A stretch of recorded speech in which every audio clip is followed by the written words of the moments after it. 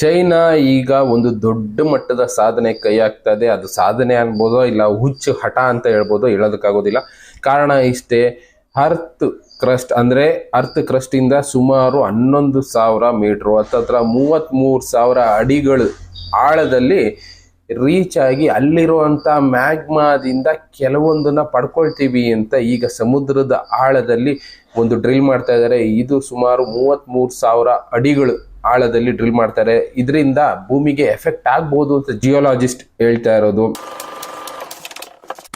ನಮಸ್ಕಾರ ವೀಕ್ಷಕರೇ, ಇಲ್ಲೇನಾಗ್ತಾ ಇದೆ, ಚೈನಾದವರು ಸುಮಾರು 33,000 ಅಡಿ ಆಳದಲ್ಲಿ ಡ್ರಿಲ್ ಮಾಡ್ತಾ ಇದ್ದಾರೆ. ಹತ್ತತ್ರ ಅದು ಏನು ಸಮುದ್ರದ ತಳಮಟ್ಟದಿಂದ ಕೆಳಗಡೆ 33,000 ಅಡಿ. ಸಮುದ್ರದ ತಳಮಟ್ಟ ಅಂದ್ರೆ ಸುಮಾರು ಸಾವಿರಾರು ಅಡಿಗಳಿರುತ್ತೆ. ಅದರಿಂದ 33,000 ಅಡಿಗಳಷ್ಟು ಇವರು ಡ್ರಿಲ್ ಮಾಡ್ತಾ ಇದ್ದಾರೆ. ಇದರಿಂದ ಆಗುವಂಥದ್ದು ಏನು ಅಡ್ವಾಂಟೇಜು ಅಂತ ಗೊತ್ತಿಲ್ಲ. ಅದರಲ್ಲೂ ಅವ್ರು ಹೇಳ್ತಾ ಇರೋದು ಏನಂದ್ರೆ, ಚೈನೀಸ್ ಮಾತ್ರ ನಮ್ಗೆ ಅಡ್ವಾಂಟೇಜ್ ಇದೆ ಅಂತ ಹೇಳ್ತಾ ಇದ್ದಾರೆ. ಅಲ್ಲಿರೋ ಇಂಥ ಮ್ಯಾಗ್ಮಾದಿಂದ, ಆ ಮ್ಯಾಗ್ಮಾ ಟೆಂಪರೇಚರ್ ಏನಿಲ್ಲ ಅಂದ್ರೂ 7,000 ಡಿಗ್ರಿ ಅಷ್ಟು ಟೆಂಪರೇಚರ್ ಇರುತ್ತೆ. ಆ ಮ್ಯಾಗ್ಮಾದಿಂದ ಇವರು ಪ್ರೊಡಕ್ಷನ್ ಕರೆಂಟ್ಗಾದ್ರೂ ಯೂಸ್ ಮಾಡ್ಕೊಳ್ತೀವಿ, ಇಲ್ಲ ಬೇರೆ ಬೇರೆ ತರ ಯುಟಿಲೈಸೇಷನ್ಗೆ ನಾವು ಆ ರಿಸರ್ಚ್ನ ಮಾಡ್ತಾ ಇದೀವಿ ಅಂತ ಹೇಳ್ತಾ ಇದ್ದಾರೆ. ಇದಕ್ಕೆ ಎಲ್ಲಾ ದೇಶದವರು ಅಪೋಸ್ ಮಾಡ್ತಾ ಇದ್ದಾರೆ. ಅದರಿಂದ ಜಿಯೋಲಾಜಿಕಲ್ ಎಫೆಕ್ಟ್ ಪ್ರಾಬ್ಲಮ್ ಆಗ್ಬೋದು. ಅಕಸ್ಮಾತ್ ಆಗಿ ಹೆಚ್ಚು ಕಡಿಮೆ ಆದ್ರೆ ಸಮುದ್ರದ ನೀರು ಆ ಜಾಗಕ್ಕೆ ಹೋಗ್ಬೋದು, ಸಮುದ್ರದ ಟೆಂಪರೇಚರ್ ರೈಸ್ ಆಗ್ಬೋದು, ಇಲ್ಲ ಅಲ್ಲಿರುವಂತ ಮ್ಯಾಗ್ಮಾ ಆಚೆ ಬರೋ ಚಾನ್ಸಸ್ ಇರುತ್ತೆ. ಇದರಿಂದನೂ ಸಮುದ್ರದ ಜೀವಿಗಳಿಗೆ ತೊಂದರೆ ಆಗೇ ಆಗುತ್ತೆ ಅಂತಾನೆ ಇವ್ರು ಹೇಳ್ತಾ ಇರೋದು. ಇಲ್ಲ ಬೇರೆ ಯಾವುದಾದ್ರೂ ರೀತಿ ಅನ್ಎಕ್ಸ್ಪೆಕ್ಟೆಡ್ ಪ್ರಾಬ್ಲಮ್ಗಳು ಬರ್ಬೋದು ಅಂತ ಸೈಂಟಿಸ್ಟ್ಗಳು, US ಅವರು, ಬೇರೆ ಬೇರೆ ಕಂಟ್ರಿ ಅವರು ಹೇಳ್ತಾ ಇದ್ದಾರೆ. ಇದು ತಪ್ಪು ಮಾಡಬೇಡಿ ಅಂತ. ಬಟ್ ಆದ್ರೆ ಚೈನಾದವ್ರದ್ದು ಹುಚ್ಚು ಸಾಹಸ ಅಂತ ಹೇಳ್ತಾರಲ್ಲ, ಅಂಥದನ್ನ ಅವರು ಬಿಡೋದಿಲ್ಲ. ಈಗ ಸುಮಾರು 33,000 ಅಡಿಗಳ ಅಷ್ಟು ಆಳದಲ್ಲಿ ಒಂದು ಡ್ರಿಲ್ನ ಮಾಡ್ತಾ ಇದ್ದಾರೆ. ಅವರು ಈ ಡ್ರಿಲ್ ಮಾಡ್ತಾ ಇರೋದಕ್ಕೆ ಕಾರಣ ಏನ್ ಹೇಳ್ತಾ ಇದ್ದಾರೆ ಅಂದ್ರೆ, ಆ 33,000 ಅಡಿಗಳಷ್ಟು ಆಳದಲ್ಲಿ ನಮಗ್ ಬೇಕಾಗಿರುವಂತ ಏನಾದ್ರೂ ಒಂದು ವಸ್ತುಗಳು ಸಿಗ್ಬೋದು. ಅಲ್ಲಿ ಇವ್ರು ಸ್ಟಡಿ ಮಾಡ್ಬೇಕು ಅನ್ಕೊಂಡಿರೋದು ಟೆಕ್ಟಾನಿಕ್ ಪ್ಲೇಟ್ಸ್ ಮೂವ್ಮೆಂಟ್ ಯಾವ ತರ ಆಗ್ತಾ ಇದೆ, ಈ ಟೆಕ್ಟಾನಿಕ್ ಪ್ಲೇಟ್ಸ್ ಮೂವ್ಮೆಂಟ್ ಭೂಮಿನಲ್ಲಿ ಯಾವ ಕಾರಣದಿಂದ ಆಗ್ತಾ ಇದೆ, ಇಂಥದನ್ನ ನಾವು ಕಂಡುಹಿಡಿತೀವಿ. ಆ ಜಾಗದಲ್ಲಿ ಮೊದಲು ಸರ್ವೈವಲ್ಸ್ ಇದ್ರ, ಅಂದ್ರೆ ಭೂಮಿ ಮೇಲೆ ಬದುಕಿದ್ದಂತ ಪ್ರಾಣಿಗಳಾಗ್ಬೋದು, ಬೇರೆದಾಗ್ಬೋದು, ಆ ಜಾಗದಲ್ಲಿ ಬದುಕಿ ಸತ್ತು ಪಳಿಯುಳಿಕೆಗಳಾಗಿ ಉಳಿದಿದ್ಯಾ ಅದನ್ನ ಕಂಡುಹಿಡಿಯೋದಕ್ಕೆ ಹೋಗ್ತಾ ಇದೀವಿ ಅಂತ ಚೈನಾದವ್ರು ಏನೋ ಹೇಳ್ತಾ ಇದ್ದಾರೆ. ಅಂತ ಟೆಂಪರೇಚರ್ ಇರೋ ಜಾಗದಲ್ಲಿ ಯಾವ್ದಾದ್ರೂ ಪಳಿಯುಳಿಕೆಗಳು ಉಳಿಯೋದಕ್ಕೆ ಸಾಧ್ಯ ಇರುತ್ತೆ. ಸುಮಾರು 7,000 ಡಿಗ್ರಿ ಟೆಂಪರೇಚರ್ ಅಂದ್ರೆ ನಾರ್ಮಲ್ 1,000 ಡಿಗ್ರಿ ಟೆಂಪರೇಚರ್ಗೆನೆ ಕಬ್ಬಣ ಮೆಲ್ಟ್ ಆಗಿ ಅರಿಯುತ್ತೆ. ಅಂತದ್ರಲ್ಲಿ 7,000 ಡಿಗ್ರಿ ಟೆಂಪರೇಚರ್ ಇರೋ ಜಾಗಕ್ಕೆ ಇವರು ಡ್ರಿಲ್ ಮಾಡ್ತಾ ಇದ್ದಾರೆ ಅಂದ್ರೆ ಅರ್ಥ ಮಾಡ್ಕೊಳ್ಳಿ, ಇದು ಹುಚ್ಚು ಸಾಹಸ ಅಲ್ಲದೆ ಇನ್ನೇನು. ಈ ಹುಚ್ಚು ಸಾಹಸದಿಂದ ಬೇರೆ ದೇಶಗಳಿಗೆ ತೊಂದರೆ ಆಗುತ್ತೆ ಅಂತ ಬೇರೆ ಬೇರೆ ದೇಶದವರು ಈಗ ಆಲ್ರೆಡಿ ಸಪೋರ್ಟ್ ಕೇಳ್ತಾ ಇದ್ದಾರೆ. ಅದರಲ್ಲೂ ಫಿಲಿಪೈನ್ಸ್ ಅವರು ಇದರಿಂದ ನಮಗ್ ತೊಂದರೆ ಆಗೇ ಆಗುತ್ತೆ, ದಯವಿಟ್ಟು ಸಪೋರ್ಟ್ ಮಾಡಿ ಅಂತ ಬೇರೆ ಬೇರೆ ದೇಶದವ್ರನ್ನ ಕೇಳ್ಕೊಳ್ತಾ ಇದ್ದಾರೆ. ಆದ್ರೆ ಇದು ಯಾವ್ದಕ್ಕೂ ಸೊಪ್ಪಾಗದೆ ಇರುವಂತ ಚೈನಾದವರು, ನಾವು ಹೋಗಿದ್ದೆ ದಾರಿ, ಆನೆ ನಡೆದಿದ್ದೆ ದಾರಿ ಅಂತಾರಲ್ಲ, ನಮ್ಮಿಷ್ಟ, ನಮ್ಮ ಸಮುದ್ರದ ಬಾರ್ಡ್ರು, ನಾವ್ ಇಷ್ಟ ಬಂದ ಮಾಡ್ಕೊಳ್ತೀವಿ, ಇದನ್ನ ಯಾರು ಕೇಳೋದಕ್ಕೆ ಅನ್ನೋ ರೀತಿ ದುರ್ವರ್ತನೆ, ದುಸ್ಸಾಹಸ ಅಂತಾರಲ್ಲ, ಇಂಥದನ್ನೆಲ್ಲ ಮಾಡ್ತಾ ಇದ್ದಾರೆ. ಇದರಿಂದ ಒಂದಲ್ಲ ಒಂದು ರೀತಿ ಭೂಮಿ ಮೇಲೆ ತೊಂದರೆ ಆಗುತ್ತೆ. ಅವ್ರು ಅಲ್ಲೇನೋ ಮಾಡ್ತಾ ಇರೋದ್ರಿಂದ ಅದ್ರ ಎಫೆಕ್ಟ್ ಬೇರೆ ಜಾಗಕ್ಕೂ ಬೀಳ್ಬೋದು ಅಂತಾನೆ ಸೈಂಟಿಸ್ಟ್ಗಳು ಹೇಳ್ತಾ ಇರೋದು. ಅದರಲ್ಲೂ ಇವರು ಸಾವಿರಾರು ಕೋಟಿ ಖರ್ಚು ಮಾಡಿಕೊಂಡು ಶಿಪ್ಗಳಿಂದ ಅಲ್ಲಿರುವಂತ, ಅಂದ್ರೆ ಸಮುದ್ರದ ಆಳದಲ್ಲಿರುವಂತ ಡ್ರಿಲ್ ಮಾಡಿ ಕೆಲವೊಂದು ಅವಶೇಷಗಳನ್ನ ಆಚೆ ತೆಗಿತಾ ಇದ್ದಾರೆ. ಅದರಲ್ಲಿ ಯಾವ್ಯಾವ ರೀತಿ ವಸ್ತುಗಳಿದೆಯೋ ಹೇಳೋದಕ್ಕಾಗೋದಿಲ್ಲ.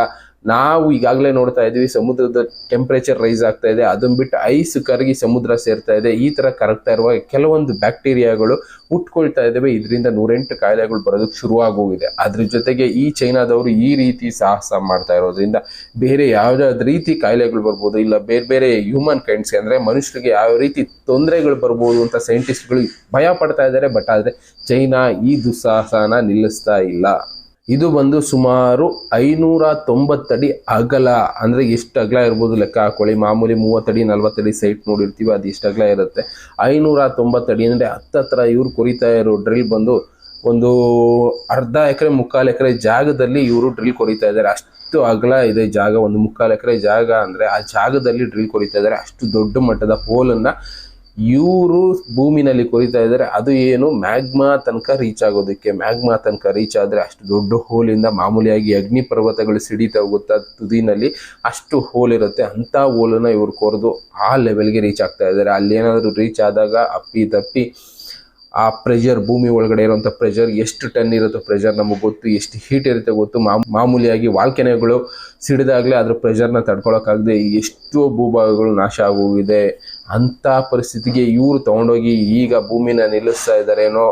ಮನುಷ್ಯನ ಉದ್ಧಾರ ಮಾಡ್ತೀವಿ ಅಂತ ಹೋಗ್ತಾ ಇರೋರು ಮನುಷ್ಯನ ಅವನತಿಗೆ ಕೂಡ ಇವರೇ ಕಾರಣ ಆಗ್ತಾರೇನೋ. ಚೈನಾದವ್ರು ಈಗಾಗಲೇ ನೋಡಿದ್ದೀವಿ ಎಷ್ಟೆಷ್ಟು ಕೆಟ್ಟ ಕಾಯಿಲೆಗಳನ್ನ ಪ್ರಪಂಚಕ್ಕೆ ಕೊಟ್ಟು ಎಷ್ಟೋ ಜನರು ಸಾವು ಕಾರಣ ಆಗಿದ್ದಾರೆ. ಅದ್ರ ಜೊತೆಗೆ ಈಗ ಮಾಡ್ತಾ ಇರೋಂಥ ಈ ದುಸ್ಸಾಹಸ ಹತ್ತತ್ರ 11 ಕಿಲೋಮೀಟರ್ ಸಮುದ್ರದ ಆಳದಲ್ಲಿ ಇವರು ಡ್ರಿಲ್ನ ಮಾಡ್ತಾ ಇದ್ದಾರೆ. ಇದರಿಂದ ತುಂಬಾ ದೊಡ್ಡ ಮಟ್ಟದ ಇಂಪ್ಯಾಕ್ಟ್ ಆಗೇ ಆಗುತ್ತೆ. ಸೈಂಟಿಸ್ಟ್ಗಳು ಅದನ್ನೇ ಹೇಳ್ತಾ ಇರೋದು.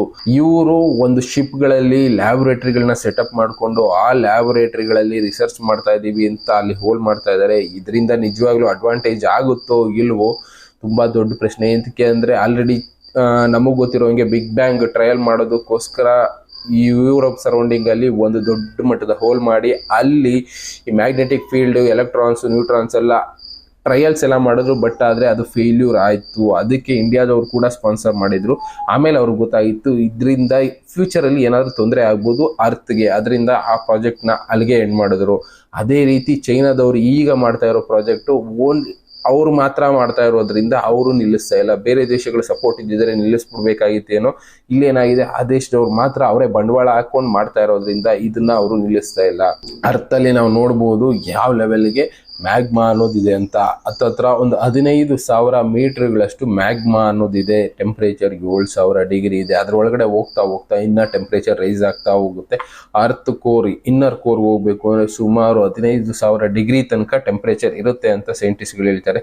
ಇಲ್ಲಿ ಇರುವಂತ 7,000 ಡಿಗ್ರಿನೇ ಟೆಂಪ್ರೇಚರ್ನ ತಡ್ಕೊಳ್ಳೋದು ಕಷ್ಟ ಇದೆ. ಇವ್ರು ಎಂತಕ್ಕಿಂತ ದುಸ್ಸಾಹಸ ಕೈ ಹಾಕ್ತಾ ಇದ್ದಾರೆ ಅಂತಾನೆ ಸೈಂಟಿಸ್ಟ್ಗಳು ಕೇಳ್ತಾ ಇರೋದು. ಅದರಲ್ಲೂ ತುಂಬಾ ನ್ಯೂಸ್ಗಳಲ್ಲೆಲ್ಲ ತೋರಿಸಿ ಹೇಳ್ತಾ ಇದ್ದಾರೆ ಈ ರೀತಿ ದುಸ್ಸಾಹಸ ಮಾಡಬೇಡಿ ಅಂತ. ಬಟ್ ಕೆಲವೊಂದನ್ನ ತಡೆಯೋದಕ್ಕಾಗೋದಿಲ್ಲ ಅಂತಾನೆ ಹೇಳ್ತಾರಲ್ಲ. ವಿನಾಶಕಾಲೇ ವಿಪರೀತ ಬುದ್ಧಿ ಅಂತ ಹೇಳಿದಾಗ ಇವರು ಚೈನಾದವರು ಮಾಡ್ತಾ ಇರೋದು ವಿನಾಶಕಾಲ ಬಂದಾಗ ಅತಿಯಾಗಿ ಬುದ್ಧಿನ ಬಳಸ್ತಾರೆ ಅಂತ ಹೇಳ್ತಾರಲ್ಲ. ಅದೇ ರೀತಿ ಚೈನಾದವರು ಈಗ ತುಂಬಾ ಅತಿಯಾದ ಬುದ್ಧಿವಂತಿಕೆ ಬಳಸೋದಕ್ಕೋಸ್ಕರ ಹೋಗಿ ಭೂಮಿಗೆ ವಿನಾಶ ತರ್ತಾ ಇದ್ದಾರೇನೋ. ಇದನ್ನೇ ಹೇಳ್ತಾ ಇರೋದು ಕೆಲವೊಬ್ರು ಕಾಲಜ್ಞಾನಿಗಳು. ನಾವು ಹುಚ್ಚ ಸಾಹಸಕ್ಕೆ ಅತಿಯಾದ ತಂತ್ರಜ್ಞಾನ ಕಂಡಿಡ್ಕೊಳ್ತೀವಿ ಅಂತ ಹೋಗಿ ಅದರಲ್ಲಿ ನಾವು ಬಿದ್ದು ಸಾಯೋದಲ್ಲದೆ ನಮ್ಮ ಸುತ್ತಮುತ್ತ ಇರೋರ ಸಾವಿಗೂ ಕಾರಣ ಆಗ್ತೀವಿ ಅಂಥದ್ದನ್ನೇ ಇವರು ಮಾಡ್ತಾ ಇರೋದು. ಇನ್ನ ಚೈನಾದವ್ರು ಮಾಡ್ತಾ ಇರೋಂಥ ಈ ಡ್ರಿಲ್ಲಿಂದ ಮೊದಲು ಎಫೆಕ್ಟ್ ಆಗೋದೆ ಫಿಲಿಪೈನ್ಸ್ ಸರೌಂಡಿಂಗು. ಎಂತಕೆಂದ್ರೆ ಸೌತ್ ಚೈನಾದಲ್ಲಿ ಇವ್ರು ಮಾಡ್ತಾ ಇರೋ ಈ ಡ್ರಿಲ್ಲಿಂದ ಫಿಲಿಪೈನ್ಸ್ ಸರೌಂಡಿಂಗ್ ಅಲ್ಲಿರುವಂತ ಜಲಚರಗಳಿಗೆ ದೊಡ್ಡ ಮಟ್ಟದ ತೊಂದರೆ ಆಗುತ್ತೆ ಅಂತಾನೆ ಇವರು ಫಿಲಿಪೈನ್ಸ್ ಗೌರ್ಮೆಂಟ್ ಅವರು ಕೇಳ್ಕೊಂಡಿದ್ದಾರೆ. ಅದನ್ನ US ಅವರು ಸಪೋರ್ಟ್ ಮಾಡೋದಕ್ಕೆ ಕೋರ್ಟ್ಗಳಲ್ಲಿ ಕೇಸ್ಗಳನ್ನ ಹಾಕಿ ಇದು ತಪ್ಪು ನಿಲ್ಲಿಸಿ ಅಂತ ಹೇಳಿದ್ದಾರೆ. ಆದ್ರೆ ಇದನ್ನ ಬೀಜಿಂಗ್ ಅವರು ರಿಜೆಕ್ಟ್ ಮಾಡಿದ್ದಾರೆ. ಈಗ ಅವ್ರು ಹೋಗ್ತಾ ಇರೋ ದಾರಿನೇ ಸರಿ ಅಂತ ಹೇಳ್ತಾರೆ. ಹಿಟ್ಲರ್ ಸರ್ಕಾರ ಅಂತ ಹೇಳ್ತಾರಲ್ಲ, ಇಲ್ಲಿ ಕಮ್ಯುನಿಸ್ಟ್ ಸರ್ಕಾರ ಇರೋದ್ರಿಂದ ಹಿಟ್ಲರ್ ಸರ್ಕಾರ ನಾವ್ ಹೇಳಿದ್ದೇ ನ್ಯಾಯ, ನಮ್ ಇಷ್ಟ ಬಂದಾಗ ನಾವು ಮಾಡ್ಕೊಳ್ತೀವಿ ಅಂತ ಹೇಗೆ ಈಗ ಕೊರಿಯನ್ ಸರ್ಕಾರ ಮಾಡ್ತಾ ಇತ್ತು, ಅದೇ ರೀತಿ ಚೈನಾ ಗೌರ್ಮೆಂಟ್ ಕೂಡ ಮಾಡ್ತಾ ಇದೆ. ನಮ್ಮ ಇಷ್ಟ ಬಂದಾಗ ನಾವು ಮಾಡ್ಕೊಳ್ತೀವಿ, ಇದನ್ನ ಯಾರು ಕೇಳೋರಿಲ್ಲ ಅನ್ನೋಗೆ ಅವರು ಹೋಗಿದ್ದೇ ದಾರಿನಲ್ಲೇ ಹೋಗ್ತಾ ಇದ್ದಾರೆ. ಇದರಿಂದ ಮೊದಲಿಗೆ ಏಟು ಬೀಳುವಂಥದ್ದು ಚೈನಾ ಬೀಳುತ್ತೋ ಇಲ್ಲ ಫಿಲಿಪೈನ್ಸ್ ಬೀಳುತ್ತೋ ಇಲ್ಲ ಅದ್ರ ಅಂಟ್ಕೊಂಡಿರೋ ಪಾರ್ಟ್ ಆಗಿರುವಂತ ಭಾರತಕ್ಕೆ ಬೀಳುತ್ತೋ ನಿಜವಾಗ್ಲೂ ಹೇಳೋದಕ್ಕಾಗೋದಿಲ್ಲ ಅಂತ ಸೈಂಟಿಸ್ಟ್ಗಳು ಹೇಳ್ತಾ ಇದ್ದಾರೆ. ಈಗ ಒಂದು ಸಲ ಅದ್ ಇಂಪ್ಯಾಕ್ಟ್ ಆದ್ರೆ ಅದನ್ನ ತಡೆಯೋದಕ್ಕಾಗೋದಿಲ್ಲ ಅಂತ ಇಂಪ್ಯಾಕ್ಟ್ಗಳು ರಿಪೀಟ್ ಆಗ್ತಾ ಇರುತ್ತೆ. ಇವ್ರು ಏನೋ ಮಾಡೋದಕ್ಕೆ ಹೋಗಿ ಟೆಕ್ಟಾನಿಕ್ ಪ್ಲೇಟ್ಸ್ ಅಲ್ಲಿ ಕ್ರ್ಯಾಕ್ ಅನ್ನೋದು ಬೀಳುತ್ತೋ ಇಲ್ಲ ಮೂವ್ಮೆಂಟ್ ಅನ್ನೋದು ಬೇರೆ ರೀತಿ ಟರ್ನ್ ಆಗುತ್ತೋ ಅದು ಕೂಡ ಹೇಳೋದಕ್ಕಾಗೋದಿಲ್ಲ ಅಂತಾನೆ ಸೈಂಟಿಸ್ಟ್ಗಳು ಹೇಳ್ತಾ ಇರೋದು. ಏನೋ ಮಾಡೋದಕ್ಕೆ ಹೋಗಿ ಏನೋ ಮಾಡ್ಕೊಂಡ್ರು ಅಂತ ಚೈನಾ ಮಾಡ್ತಾ ಇದ್ದಾರೆ. ಇದರಿಂದ ಇಂಪ್ಯಾಕ್ಟ್ ಅಂತೂ ಹಾಗೆ ಆಗುತ್ತೆ ಅಂತಾನೆ ಸೈಂಟಿಸ್ಟ್ಗಳು ಹೇಳ್ತಾ ಇರೋದು. ಆ ಇಂಪ್ಯಾಕ್ಟ್ ಭಾರತಕ್ಕೂ ತಟ್ಟಬಹುದು, ಈ ಕಡೆ ಫಿಲಿಪೈನ್ಸ್ ಈ ಸರೌಂಡಿಂಗ್ ಅಲ್ಲಿ ಇರುವಂತಹ ಸಣ್ಣ ಸಣ್ಣ ದ್ವೀಪಗಳಿಗೂ ತಟ್ಟಬಹುದು, ಚೈನಾಗೂ ತಟ್ಟಬಹುದು. ಬಟ್ ಇಂಪ್ಯಾಕ್ಟ್ ಹಾಗೆ ಆಗುತ್ತೆ. ಆದಷ್ಟು ಇದನ್ನ ನಿಲ್ಲಿಸಿ ಅಂತ ಹೇಳ್ತಾ ಇದ್ದಾರೆ. ಆದ್ರೆ ಇದನ್ನ ಚೈನಾದವರು ನಿಲ್ಲಿಸ್ತಾ ಇಲ್ಲ. ಇದರಿಂದ ಎಲ್ಲರೂ ಕಷ್ಟ ಅನುಭವಿಸ್ಲೇಬೇಕಾಗತ್ತೆ. 33,000 ಅಡಿ ಆಳದಲ್ಲಿ 1 ಎಕರೆ ಜಾಗ ಸುಮಾರು ಅಷ್ಟು ದೊಡ್ಡದ ಹೋಲ್ ಮಾಡ್ತಾ ಇದ್ದಾರೆ. ಅದರಿಂದ ಮ್ಯಾಗ್ಮಾ ಏನಾದ್ರೂ ಆಚೆ ಬಂತು ಅಂದ್ರೆ ತುಂಬಾ ನಷ್ಟಗಳು ಸಂಭವಿಸುತ್ತೆ. ಅಂತ ನಷ್ಟಗಳು ಸಂಭವಿಸಿದಾಗ ಇಲ್ಲ ವಿಷ ಅನಿಲಗಳು ಕೂಡ ಬರ್ಬೋದು. ಮೊದಲೇ ನಮ್ಮ ಕಾಲಜ್ಞಾನಿಗಳು ಹೇಳಿದ್ದಾರೆ ಈಶಾನ್ಯದಿಂದ ವಿಷ ಅನಿಲ ಬರುತ್ತೆ ಅಂತ ವಿಷ ಅನಿಲ ಭೂಮಿ ಒಳಗಡೆ ತುಂಬಾ ಇದಾವೆ. ಅದರಲ್ಲೂ ಆ ಟೆಂಪರೇಚರ್ ಅಲ್ಲಿ ಇರುವಂತ ವಿಷ ಅನಿಲಗಳು ಆಚೆ ಬಂದ್ರೆ ಇಂಪ್ಯಾಕ್ಟ್ ಭಾರತಕ್ಕೂ ಆಗುತ್ತೆ, ಚೈನಾಕ್ಕೂ ಆಗುತ್ತೆ. ಆದ್ರೆ ಇದು ತಡೆಯೋದಕ್ಕೆ ನಮ್ಮ ಕೈಯಲ್ಲಿ ಆಗದೆ ಇದ್ರು ಅವುಗಳಿಂದ ತಪ್ಪಿಸ್ಕೊಳ್ಳೋಕ್ಕೂ ಆಗೋದಿಲ್ಲ. ಅಂತ ಪರಿಸ್ಥಿತಿಗೆ ನಾವು ಹೋಗಿ ಬದುಕಬೇಕಾಗತ್ತೆ. ಅದರಲ್ಲೂ ಮೊದಲು ಎಫೆಕ್ಟ್ ಆಗದೆ ನಾರ್ತ್ ಇಂಡಿಯಾ ಅಷ್ಟೊಂದು ಸೇಫ್ ಆಗಿ ಇರೋದಿಲ್ಲ ಅಂತ ಮೊದಲೇ ಕಾಲಜ್ಞಾನಿಗಳು ತುಂಬಾ ಹೇಳ್ಬಿಟ್ಟಿದ್ರು. ಈಗ ಚೈನಾ ಮಾಡ್ತಾ ಇರುವಂತ ಇಂಥ ದುಸ್ಸಾಹಸದಿಂದ ದೊಡ್ಡ ಮಟ್ಟದ ಇಂಪ್ಯಾಕ್ಟ್ ಆಗುತ್ತೆ. ಅದನ್ನ ಎದುರಿಸೋದಕ್ಕೆ ನಾವು ರೆಡಿ ಆಗೋಣ. ಈ ರೀತಿ ಎಷ್ಟೋ ವಿಷಯಗಳು ನಮ್ಮ ಸುತ್ತಮುತ್ತ ನಡೀತಾ ಇದೆ, ಅಂತ ವಿಷಯಗಳನ್ನ ತಿಳ್ಕೊಳ್ತಾ ಇರೋಣ, ಅದನ್ನ ಎದುರಿಸೋದಕ್ಕೆ ರೆಡಿ ಆಗ್ತಾ ಇರೋಣ. Thank you. ಮತ್ತೆ ಸಿಗೋಣ. Good bye.